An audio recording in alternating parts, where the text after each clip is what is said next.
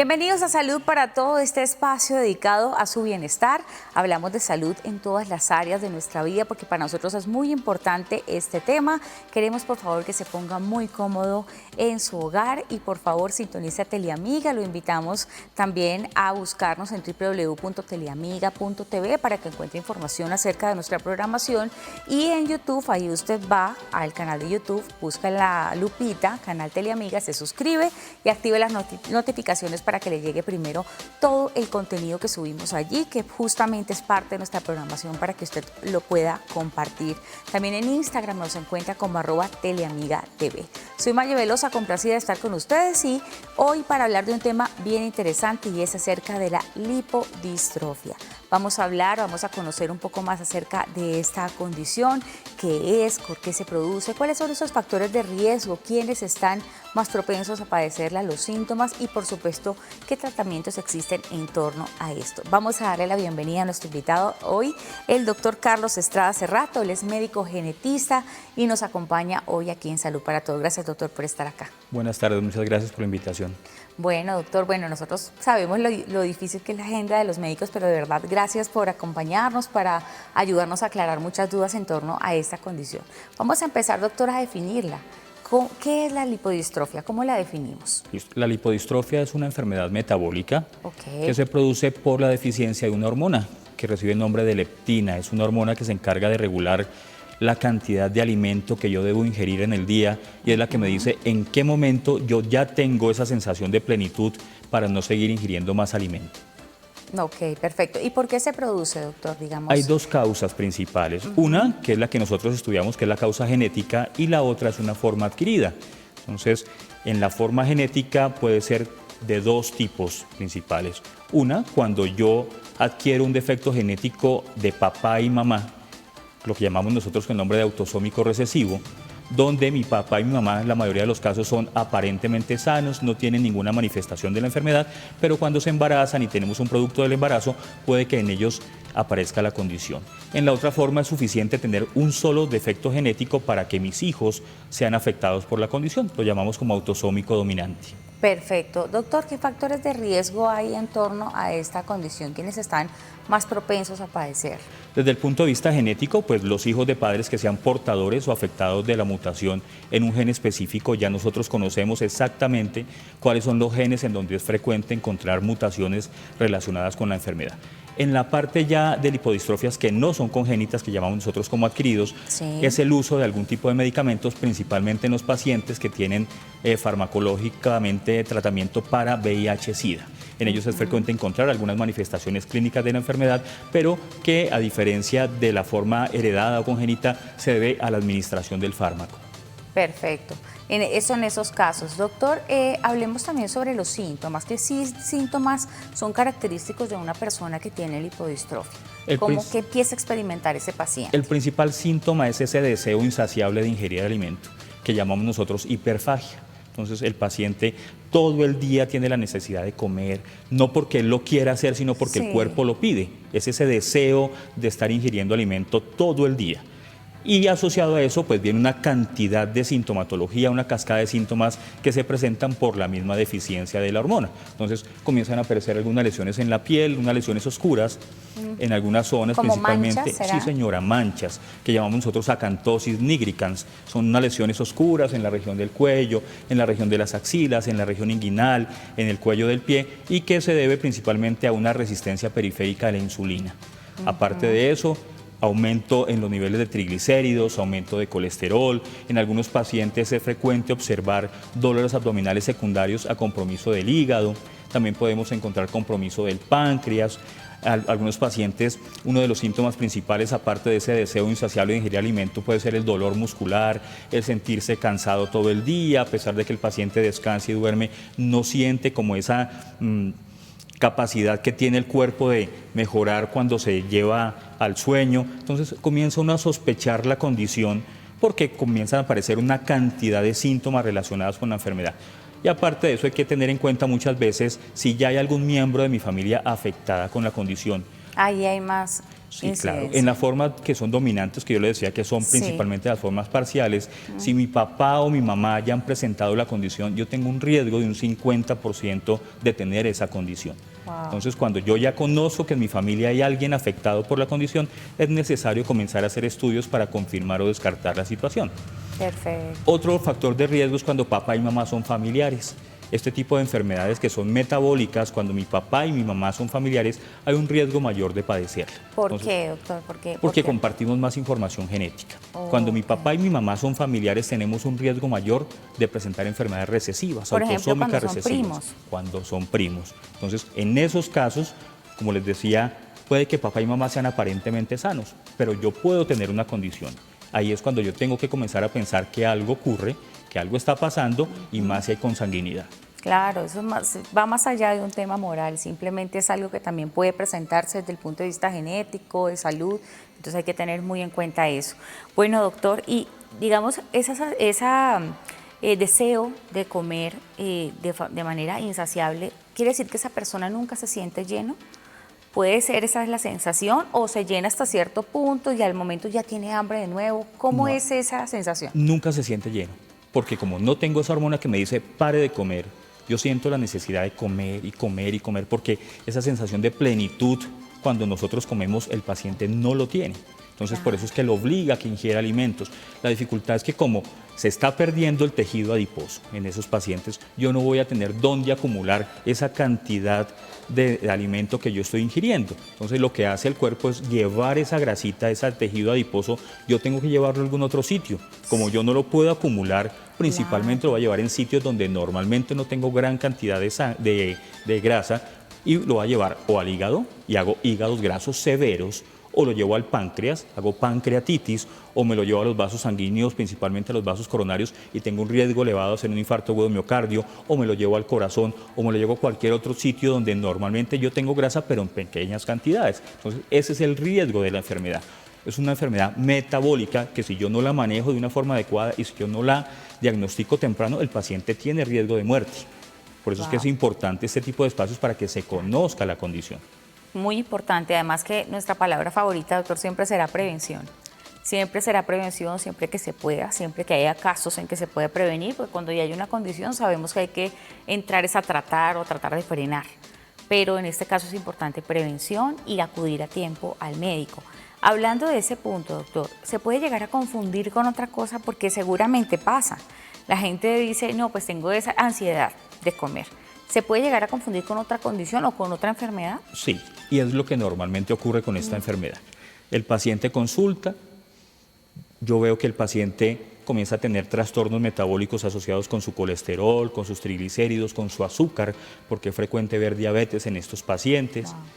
Puede presentar alteraciones desde el punto de vista psiquiátrico, psicológico, por la misma condición de la enfermedad. Y muchas veces se diagnostican otras condiciones que pareciera que fueran, pero en última instancia se sospecha de una lipodistrofia. Entonces el paciente inicialmente se maneja como un paciente diabético, se le puede dar su medicación y uno ve que el paciente no mejora a pesar del tratamiento que viene recibiendo, o si tiene el colesterol y los triglicéridos altos, yo le puedo dar medicación y el paciente no mejora, comienza a presentarse una cascada de síntomas asociados y uno dice, pero aquí ¿qué está pasando? Si mi paciente aparentemente es juicioso con el medicamento, tiene una adherencia farmacológica adecuada, pero yo veo que no mejora. Y hay pacientes que se demoran muchísimos años en llegar al diagnóstico. Hemos visto que muchos pacientes para llegar al diagnóstico pueden pasar 30, 40 años hasta que se diagnostica la condición, y cuando ya nosotros lo diagnosticamos son pacientes que tienen un compromiso multisistémico, ya muchos órganos están comprometidos y es porque no se manejó la condición de base, simplemente se manejaron síntomas que están asociados con la enfermedad. Ok, perfecto. Doctor, y hablando también sobre ese diagnóstico, ustedes para hacerlo inicialmente el paciente acude no solamente con el síntoma de pronto de no poder llenarse a la hora de comer, sino también el tema de las manchas que usted menciona. Todo eso ayuda, digamos, a que usted dé un diagnóstico inicial como médico primario quizás y mande a los demás especialistas, ¿cierto? ¿Cómo ocurre esa evolución para llegar allí, a un diagnóstico certero? Como genetistas somos casi los últimos que recibimos el paciente. El paciente ya viene manejado por otros servicios durante largo tiempo, se le ha dado, como les decía, su medicación, el paciente no mejora y por allá a veces miremos a ver qué tiene, si tiene algo genético, que es lo que ocurre ahora La parte de genética casi siempre nos llegan los pacientes ya complicados, han pasado con múltiples especialidades, pero no se les ha hecho un diagnóstico definitivo.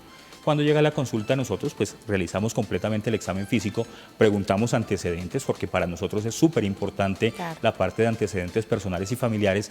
Hacemos un examen físico completo del paciente de cabeza a pies. Yo siempre recomiendo hay que quitarle la ropa al paciente para examinarlo, porque muchas veces el cuerpo es el que me está diciendo a mí qué patología tiene el paciente, y más cuando usted puede ver en ellos una cantidad de síntomas que son propios de la condición. Cuando sospechamos, pedimos laboratorios y pedimos pruebas confirmatorias de genética, que es la que a nosotros nos permite establecer específicamente qué tipo de patología tiene el paciente, en este caso qué forma de lipodistrofia tiene, si es una genética o adquirida, y puedo determinar específicamente si es una forma dominante o recesiva. Es un examen que se pide, que se toma a través de una muestra de sangre. Los resultados me indican exactamente cuál es la mutación que tiene el paciente o qué cambio genético tiene, y yo ya puedo clasificar el paciente, lo puedo reportar al CIVIGILA, que es donde nosotros debemos reportar este tipo de enfermedades por ser una enfermedad ultra rara, para poder iniciar un tratamiento. Perfecto. Estamos hablando con el doctor Carlos Estrada Cerrato, que él es médico genetista, miembro de ACOPEL, y nos está contando acerca de la lipodistrofia y acerca de todo lo que concierne a la enfermedad. Doctor, vamos a ir a una pausa pequeñita, pero ya regresamos con más aquí en Salud para Todos. Ya venimos.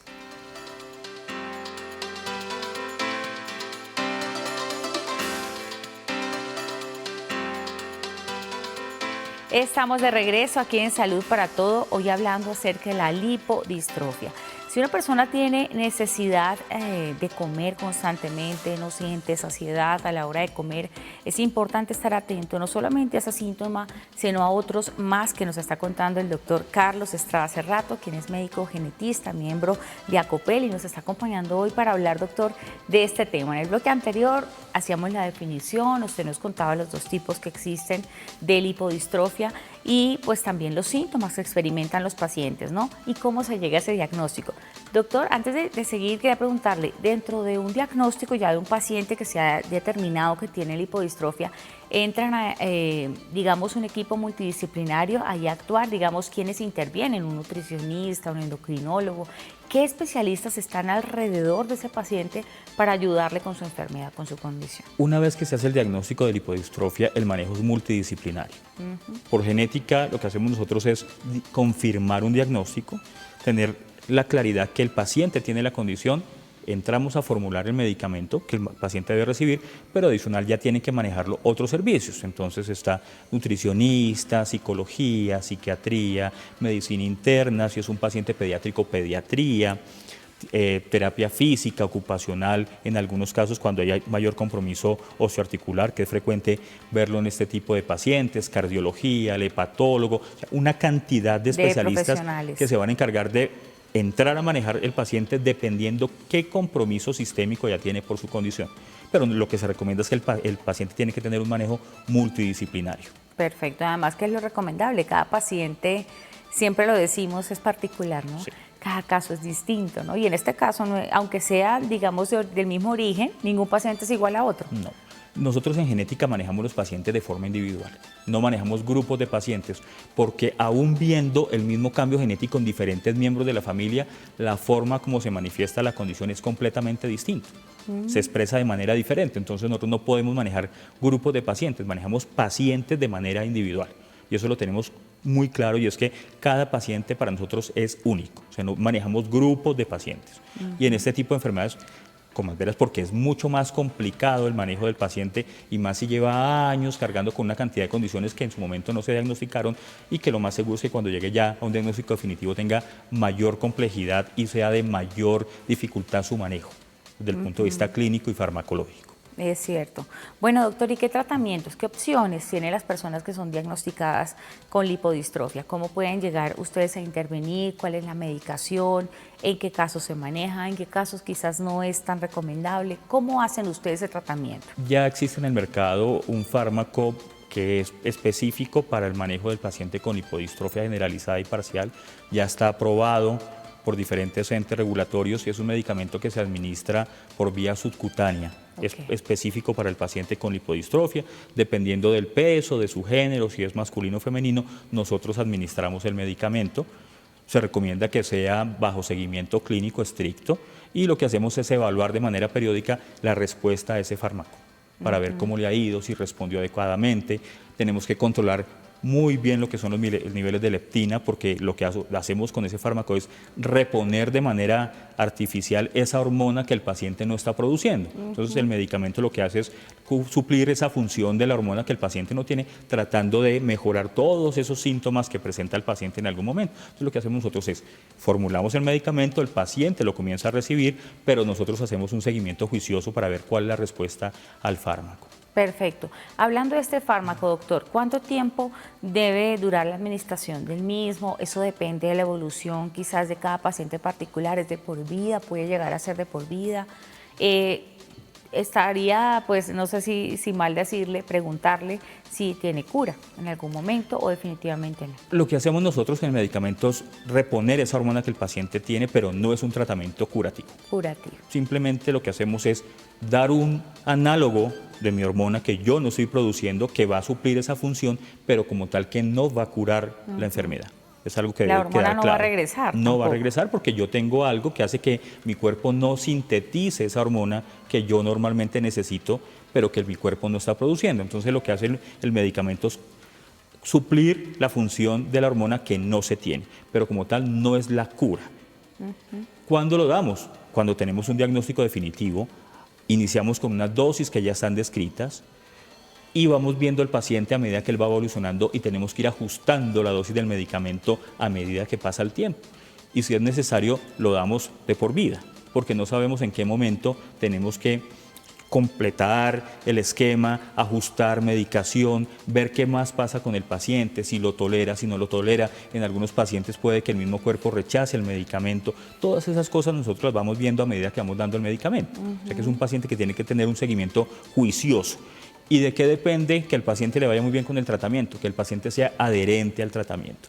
No nos sirve de pronto que el paciente se coloque el medicamento hoy, mañana no, o pasado mañana se me olvidó, porque lo que nosotros necesitamos es que el paciente también se concientice de la condición y que él entienda de qué se trata la condición. Claro, si el paciente que esté informado. Información. Se necesita conocer la enfermedad, no solamente en lipodistrofias, en cualquier enfermedad necesitamos que el paciente entienda qué tiene. Y si es un paciente pediátrico, necesitamos que los cuidadores entiendan su condición y a medida que el niño vaya creciendo, ese niño vaya siendo informado de su enfermedad para que él también sepa y conozca la enfermedad. Eso es lo que nos garantiza a nosotros que le vaya muy bien en el tratamiento y en la vida. Perfecto. Doctor, hablando también de los médicos, usted lo hablaba hace un momento del equipo multidisciplinario que apoya pues a todos estos pacientes con la condición. Es importante que un paciente que está en tratamiento modifique sus hábitos, su estilo de vida, de pronto una dieta especial, porque el tema de la alimentación debe ser clave allí, ¿no? Y no todo lo que come le hace bien. Entonces, ¿qué cosas sí, qué cosas no? ¿Cómo entra allí ese tema nutricional? Nosotros, cuando tenemos pacientes con diagnóstico de lipodistrofia, los remitimos para que sea valorado por nutrición. La nutricionista es la que se encarga de decirle al paciente qué dieta debe tener, cuántas veces al día debe ingerir alimento, qué tipos de alimento le sirven, qué tipos no, porque ellos son los que conocen exactamente sobre el tema. Entonces, dentro del grupo multidisciplinario de las personas que atienden a estos pacientes, tiene que estar siempre incluida la nutricionista, que es la que nos va a ayudar a nosotros con el manejo de la parte dietética del paciente. O sea que el tema alimentación, digamos, tiene que empezar con un tema de dieta estricto. Sí, señora. Sí, ellos saben que dentro de lo que es la alimentación hay algunos tipos de alimento que no pueden consumir, que tienen que retirarse de la dieta mientras se logra equilibrar el paciente desde el punto de vista metabólico, pero esos alimentos se tendrán que reemplazar por otros. No es quitemos definitivamente, sino miremos cómo lo que usted en este momento no puede ingerir por su alteración metabólica, lo reemplazamos por algo que le sirva, que reemplace lo que usted anteriormente ingería y que nos dé como esa posibilidad de ver que el paciente, por ese cambio de alimentación, comienza a mostrar mejoría, no solamente por el medicamento, sino también por la dieta.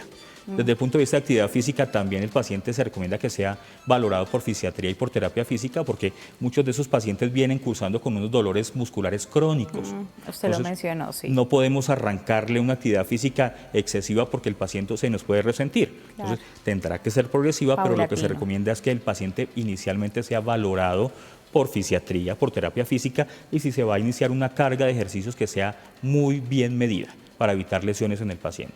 Perfecto, todo tiene que ser muy bien medido y ir de la mano, ¿no? Saber cómo se está alimentando, cómo está haciendo actividad física y ver de qué manera eso apoya el tratamiento y la medicación. Doctor, hablemos también, porque yo quiero que hagamos un llamado a la conciencia de esos riesgos que usted mencionó a grosso modo, pero que son importantes tenerlos en cuenta porque pueden ser la consecuencia de no tratar ese tipo de condiciones. Por ejemplo, hígado graso. Usted lo mencionó hace un momento. ¿Qué consecuencias o qué puede suceder si una persona o un paciente no se trata con lipodistrofia? ¿A dónde puede llegar? Como nosotros no tenemos tejido adiposo en la lipodistrofia, la grasa que se genera de la dieta no tiene dónde acumularse.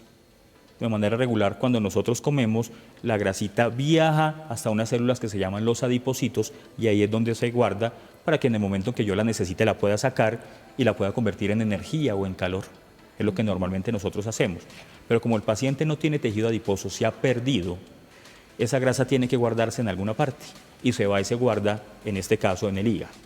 Inicialmente puede que sean bajas concentraciones de grasa, pero a medida que pasa el tiempo, como yo tengo que guardar más y más y más grasa, ese hígado se me va a llenar de tejido adiposo, va a tener un hígado graso severo.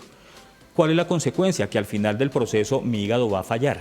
Voy a entrar a hacer una falla hepática y hay que tener en cuenta que el hígado sirve para muchas cosas.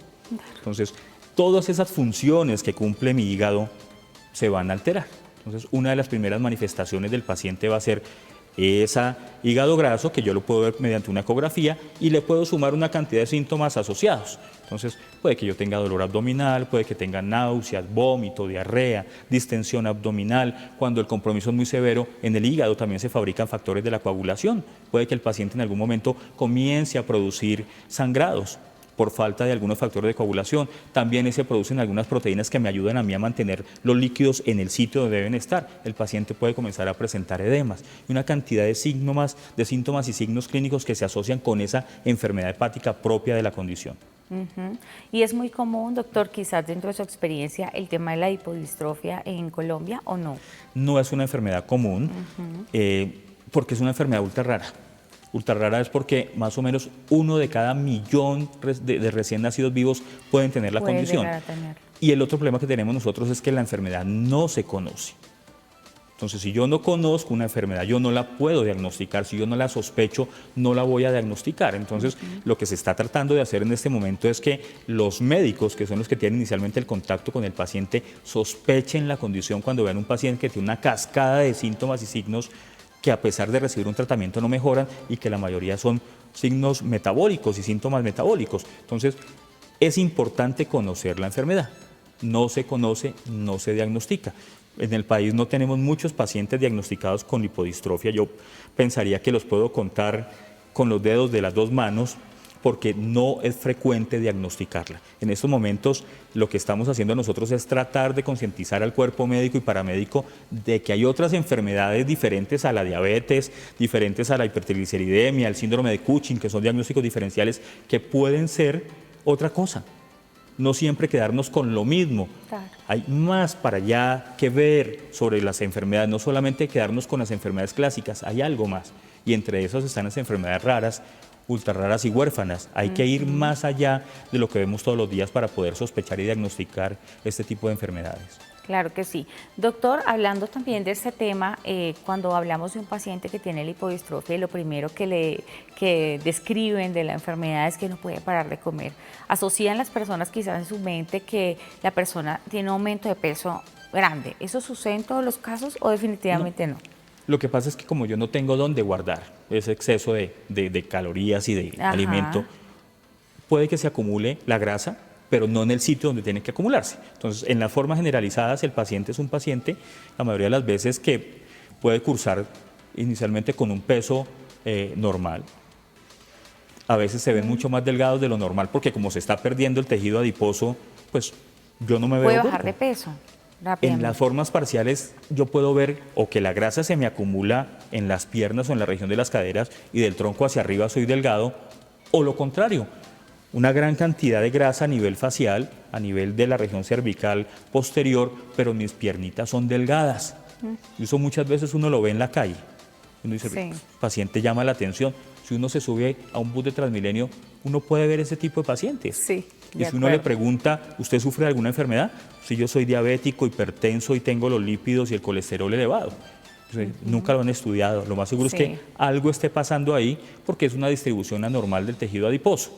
Entonces, eso también lo lleva a uno a pensar que algo ocurre en el paciente. En las formas generalizadas, por lo menos en el recién nacido, se le marcan completamente los músculos al recién nacido, algo que no pasa de manera regular. Como si hubiera hecho ejercicio dentro del útero de la mamá. Se le marcan completamente sus estructuras musculares.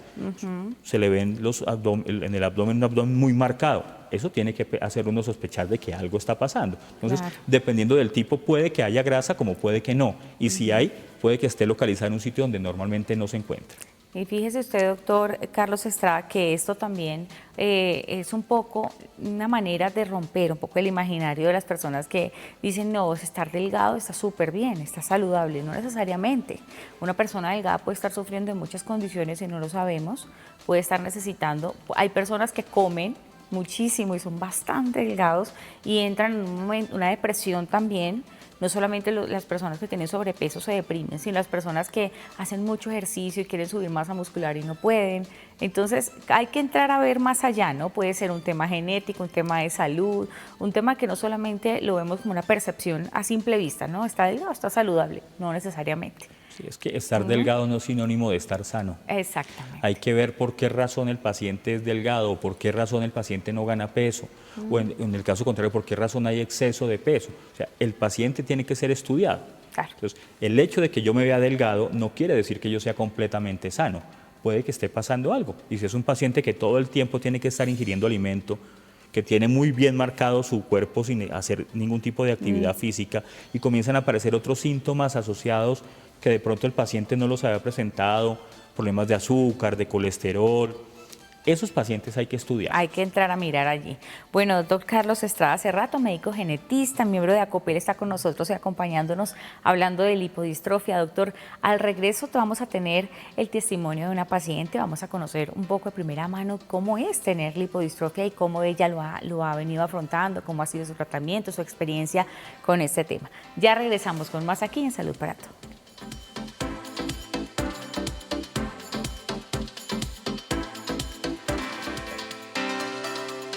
Estamos de vuelta aquí en Salud para Todo y estamos hablando de lipodistrofia. Estamos hablando con el doctor Carlos Estrada, quien es genetista, miembro de ACOPEL, acerca de todo lo que es esta condición. Nos estaba explicando los tipos, los tratamientos, qué síntomas experimentan los pacientes que la padecen y, por supuesto, cómo es esa evolución que tienen los pacientes en torno a esta condición.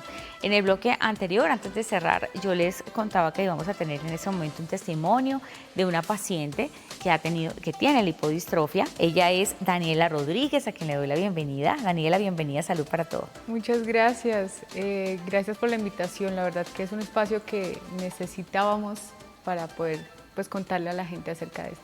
No, y qué bueno también que sea la experiencia de los pacientes que nos cuenten un poquito cómo ha sido el desarrollo de esa condición, de las diferentes patologías. Ojalá siempre podamos tener testimonios, que eso es bien, bien valioso, y sé que las personas que están en casa de pronto les sirve también esta información. Entonces, Daniela Rodríguez tiene lipodistrofia parcial, síndrome de Dunningham. Hablemos un poquito cómo fue diagnosticada con esta condición, Daniela. ¿Cómo fue todo? ¿Cómo llegaste a la conclusión de que estaba pasando algo contigo y llegaste al médico y te dijeron pues que el diagnóstico era ese? ¿Cuándo? Claro, pues el diagnóstico como tal fue hace unos 2 años, más o menos, 2020 específicamente. Ok, pandemia. Exacto.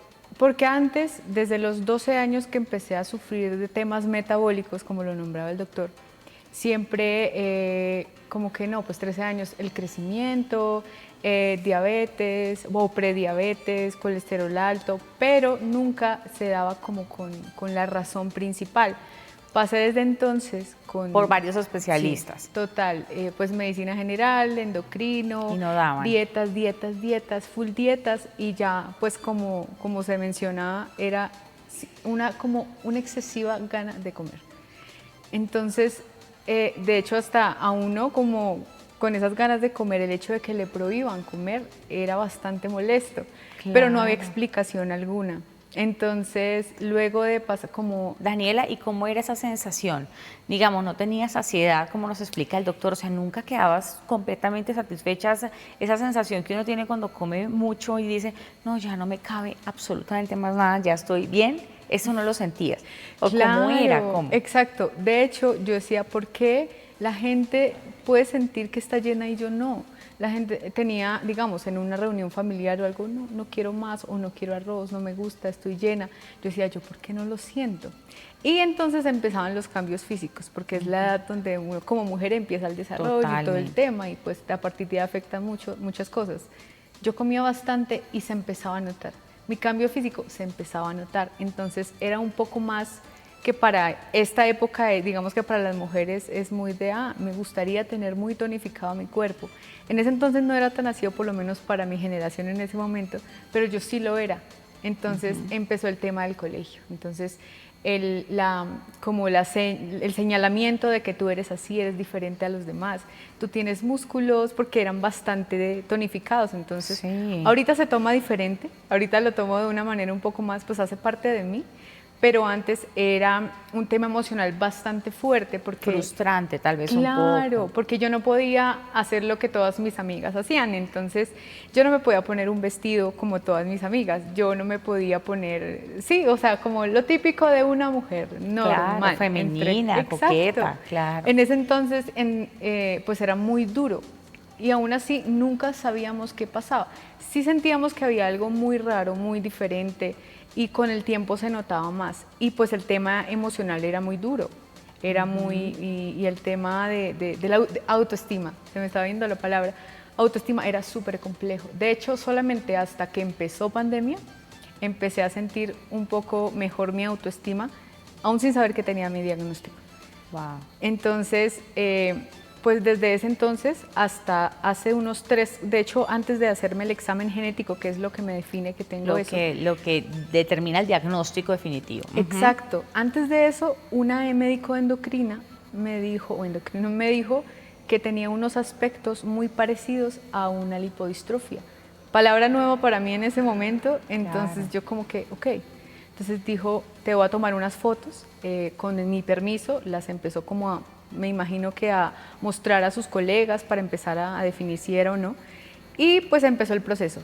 Genetista, exámenes genéticos, pues en pandemia fue más complejo, entonces que sacar la cita y todo el tema. Claro, era complicadísimo. Exactamente. Todos los pacientes se atrasaron en tratamientos pues, debido a la pandemia, claro. Sí, absolutamente todo. Y ya cuando, después de unos 6 meses, porque se demora, no sé si fueron 6 o 3 meses, ya pues ya tenía un diagnóstico y dentro de lo que mi razonamiento me daba para leer los resultados mientras tenía mi cita médica, yo sabía que no era normal el tema. Entonces algo ya no después, está bien. Exactamente. Bueno, Daniela, aquí hay una fotografía, ¿te parece que la veamos y nos cuentes un poco cuándo fue esta foto? Ahorita que está apareciendo, ahí la vemos. ¿Cuándo fue esa fotografía? ¿Cuándo te la tomaste? ¿Hace mucho tiempo? ¿Antes de pandemia fue? Sí, seguramente. Antes de pandemia, eso fue, yo creo que de hoy, hace unos 7 años. Ok.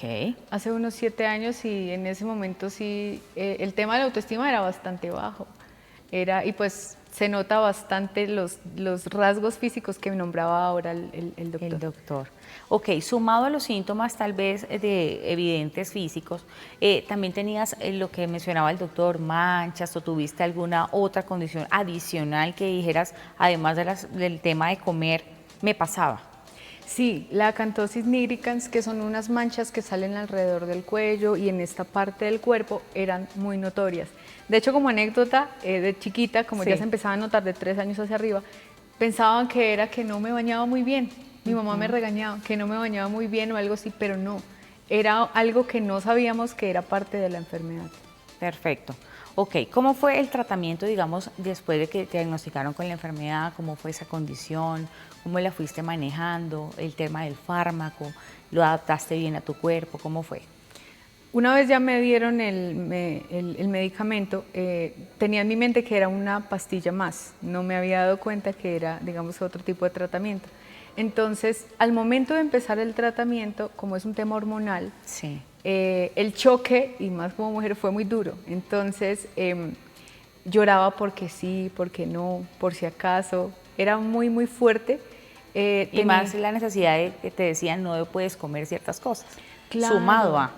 Claro, a partir de que empiezo mi tratamiento, empiezo a sentir como eso que no sentía antes. El tema de la saciedad para mí era muy nuevo porque yo no sabía qué era sentir eso. Entonces, mi reacción, mi cuerpo fue como sentir náuseas al momento de comer. Le cogí apatía a cierto tipo de alimentos, hasta ahora me pasa. Sí. No quería comer, ya era lo contrario. Entonces ya empezaba a no querer comer tanto como antes.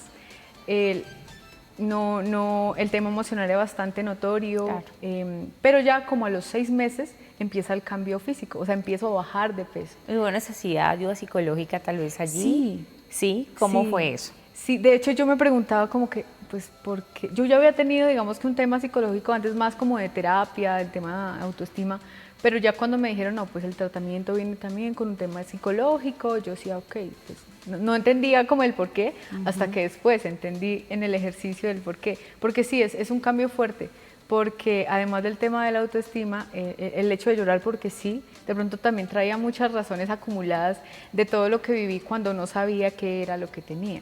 Claro. Entonces sí fue fuerte, ahora es un poco mejor porque físicamente me siento bien, en temas de autoestima me siento muy bien, nunca he imaginado antes y el tratamiento siento que ha sido como ese antes y después de mi vida. Perfecto. Bueno, ¿y sientes que ahora los hábitos cambiaron también? Digamos, tus hábitos en cuanto a la rutina a la hora de comer, de ejercicio, tus rutinas.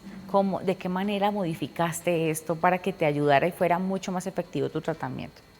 Claro, el tema del ejercicio, a partir de que me dieron el medicamento me dijeron, tienes que sí o sí darle un porcentaje muy alto de tu vida al ejercicio porque es lo que te va a mantener. El medicamento Total. por sí solo ¿Antes no va a habías ser. hecho ejercicio? Sí, ¿Ah, pero siempre no te era ha gustado? constante, sí. De hecho, Ok. mi papá es aficionado al ciclismo y él siempre me invitaba a montar y para mí era como, me daba pereza salir.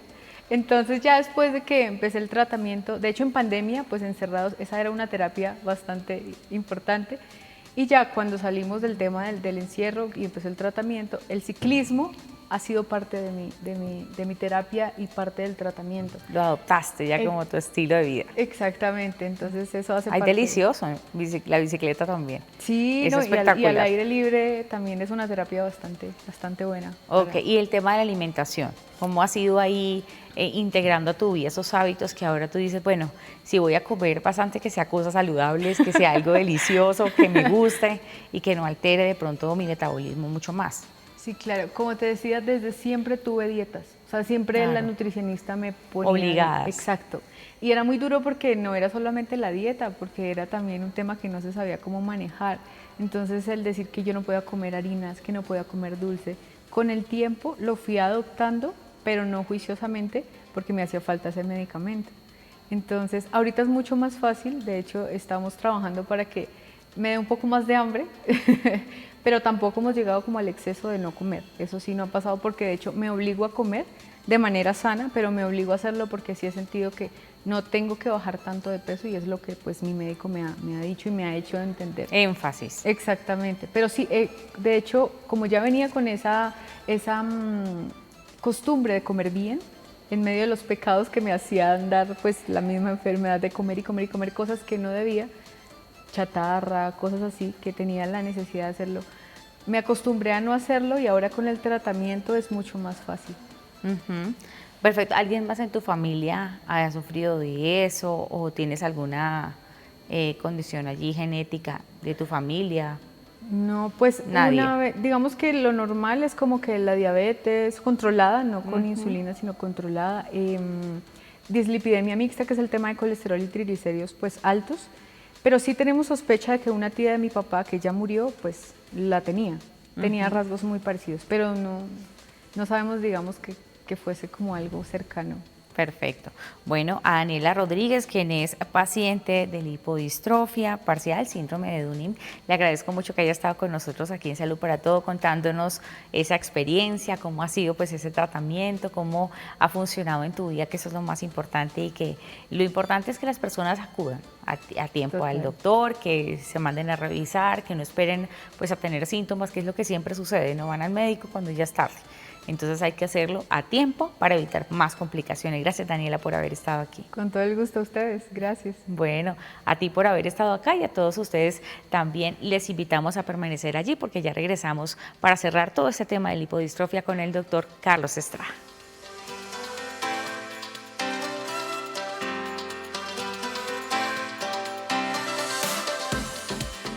Estamos de regreso aquí en Salud para Todo y estamos hablando sobre lipodistrofia, esta condición pues que perciben muchas personas que tienen pues quizás algún tema genético que influye y que es un deseo constante de querer comer sin saciarse.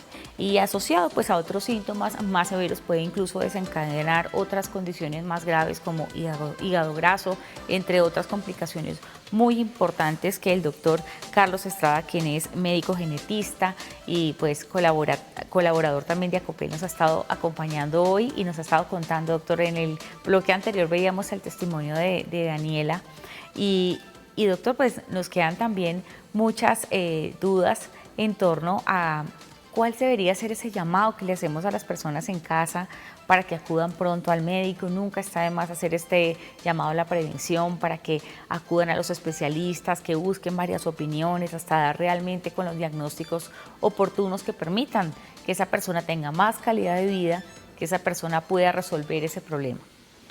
Aquí tenemos que tener claro dos situaciones. Una el paciente y otra es la parte médica. Por parte del paciente, lo que siempre recomendamos es acudir a la consulta, inicialmente una consulta de medicina general, cuando se comiencen a presentar algunos síntomas o signos clínicos que el paciente previamente no tenía. Lo que me haga pensar a mí que algo está pasando, que es nuevo en mí y que lo más seguro es que esté generando algún tipo de condición que requiere una intervención desde el punto de vista médico, farmacológico o clínico.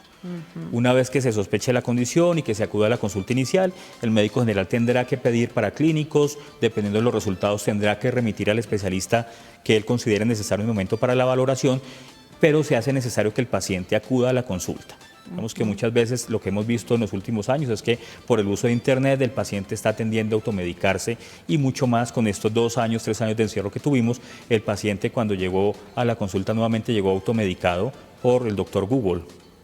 Y resulta que ahí tenemos grandes dificultades, porque son pacientes que en la mayoría de los casos el medicamento que están automedicándose no les funciona y todo medicamento tiene efecto adverso. Entonces es necesario que el paciente consulte, que se haga un diagnóstico claro, un diagnóstico definitivo, y si es un diagnóstico como la lipodistrofia, nosotros nos encargamos ya de la parte farmacológica, de medicar y hacer el seguimiento que el paciente necesita. Por parte médica necesitamos que los médicos conozcan la condición. O sea, se hace necesario que desde la formación de pregrado el médico tenga conocimiento de que hay muchas enfermedades que no son frecuentes, pero que existen. Entonces, que se conozca la condición. Lo que estamos tratando ahora es llevar este tipo de información a todo el cuerpo médico y paramédico para que ellos conozcan la condición, para que lo puedan sospechar y en su momento de ser necesario lo remitan a un especialista donde el paciente tenga la posibilidad de tener un diagnóstico definitivo en el momento oportuno. Claro que sí. Bueno, doctor, y además usted lo menciona muy bien, a veces la gente acude a doctor Google porque fue, pues digamos, algo que pasó mucho no solo en pandemia, en la enfermedad del cáncer hubo muchas personas que le dejaron del lado el tema de prevención, de hacerse un control, un chequeo de rutina y terminan siendo, después de 2, 3 años de pandemia, un cáncer avanzado, porque no fueron a tiempo al médico. Eso pasó muchísimo, aquí tuvimos incluso el Instituto Nacional de Cáncer hablando de ese tema, de cómo se han disparado los diagnósticos tardíos de cáncer debido a esto. También hacer el llamado a todas las personas que quizás nos están viendo en casa para no hacer esas dietas relámpago cuando se presenten condiciones, porque puede ser algo mucho más severo, algo mucho más grave que requiere más atención, no simplemente una dieta y ejercicio. ¿Cierto, doctor? Se hace necesario. El hecho de estar delgado, como ya lo hablamos, sí, o de tener grasita acumulada en algunas zonas, muchas veces tiene un trasfondo y hay que estudiarlo. O sea, hay que ver qué tiene el paciente, sumar signos, síntomas y llegar nosotros a un diagnóstico definitivo. Pero lo que se recomienda es que se consulte, tener la posibilidad de acceder a un médico, que se hagan pruebas de laboratorio, de ser necesario que se remita, como les decía anteriormente, pero que el paciente consulte. Eso es lo que queremos, que el paciente consulte y que el médico también conozca la condición. No automedicarse, no comenzar a utilizar medicamentos para bajar de peso de manera rápida, porque eso va a generar alguna descompensación y ya el paciente debe tener alguna condición de base y eso va a hacer que a futuro tenga muchísimas más complicaciones de la que presente en el momento que llegue a la consulta. Claro, es muy importante tener en cuenta eso.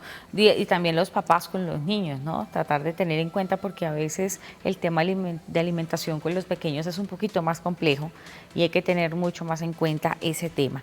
La Asociación Colombiana de Pacientes con Enfermedades de Depósito Lisosomal, ACOPEL, también pues tiene una gran cantidad de programas para ayudarle a estas personas con ese tipo de condiciones, ¿no? Ese tipo de enfermedades que no son tan comunes.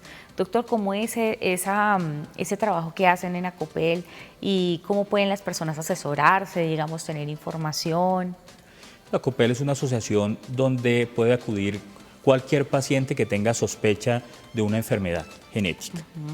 Entonces, no solamente atiende pacientes con enfermedades de depósito lisosomal, ya existen unos medios de comunicación directos con ACOPEL, que son las redes sociales, donde el paciente tiene la posibilidad de escribir, ellos van a dar una respuesta a esa pregunta o a lo que se quiere conocer, y es una asociación que se encarga de apoyar el paciente y la familia, no solamente con depósito lisosomal, con otros diagnósticos diferentes a enfermedades de depósito lisosomal. Tienen apoyo médico, apoyo jurídico, orientan al paciente, le colaboran para poder acceder a los diferentes servicios que por alguna razón de pronto no ha sido fácil acceder, hace reuniones frecuentes con grupos de pacientes para que ellos conozcan su condición. Hace poco tuvimos una reunión acá en Bogotá con pacientes de lipodistrofia de diferentes regiones del país que vinieron, se les explicó claramente qué consistía su condición, se hicieron charlas con nutricionistas, para actividades físicas con los pacientes, se le habló desde la parte genética muy claro para que ellos sepan qué tienen, y ese tipo de actividades las realizan ellas no solamente con lipodistrofia, sino con otras enfermedades diferentes. Perfecto. Al doctor Carlos Estrada Cerrato, quien es médico genetista, y también a la Asociación Colombiana de Pacientes con Enfermedades de Depósito Lisosomal, ACOPEL. Gracias por habernos acompañado, doctor, por habernos ilustrado sobre esta condición, darnos pues todas las luces en torno a tratamientos y pues las opciones que tienen los pacientes. Gracias por haber estado aquí. Muchas gracias a ustedes por la invitación. Claro que sí, doctor. Esperamos que no sea la última vez, que sigamos hablando de más temas de salud y de prevención, que eso es lo más importante. A ustedes los invitamos a compartir esta información, a ingresar también a nuestras redes sociales. En Facebook, allí nos busquen la lupita como Canal Teleamiga, se suscribe y va a encontrar información no solo de este tema, sino de muchos más en materia de salud. Hasta la próxima. ¿Cómo se sintió?